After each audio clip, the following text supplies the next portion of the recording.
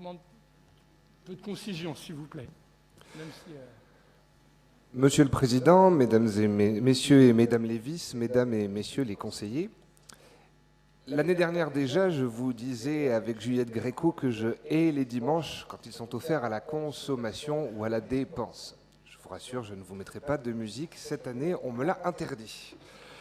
Comme l'année dernière, les écologistes de cette Assemblée voteront contre cette délibération pour des raisons profondes. Les dimanches, les fêtes, les temps de présence ensemble sont à sanctuariser tout au long de l'année, et notamment maintenant. Parlons un peu plus de Noël, mais très rapidement, je vous rassure. Est-ce que Noël, c'est la course à l'achat, donc aussi à la culpabilisation des parents qui n'ont pas les moyens de payer quoi que ce soit, ou est-ce que c'est autre chose ?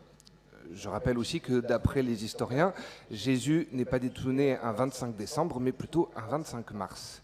Noël, c'est à la base une fête du solstice d'hiver, qui tombera d'ailleurs cette année le 21 décembre à 16h59 très exactement.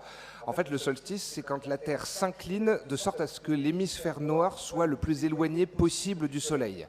Noël nous rappelle donc que nous ne sommes qu'humains, trop humains, et que même si nous souhaitons faire nos icares, nous nous éloignons inexorablement du Soleil. Noël, c'est la fête du froid, c'est la fête du vent, des bains glacés et de la célébration quand on est en endurant froidure, pour reprendre l'expression de Louise Labbé. Noël, ce n'est pas le temps des commerces où l'on monte un peu plus le chauffage pour susciter une vente.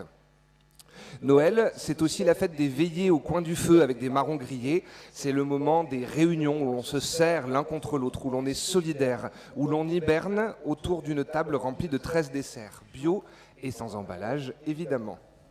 Qui ici est capable de nommer ces 13 desserts ?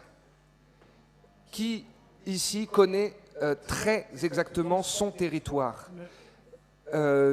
Noël, c'est aussi le moment des histoires et des contes. Aqui semen Occitanio et beleu qui poudem dire en septimanio. Noël, ce serait peut-être plus la fête des pastorales, des nadalettes, des santons. Et dans une écologie relationnelle qui entretient un lien étroit entre le vivant et son territoire, nous devons retrouver, travailler nos traditions locales qui réunissent les cœurs et non pas les porte-monnaies. merci beaucoup. Madame Jiménez.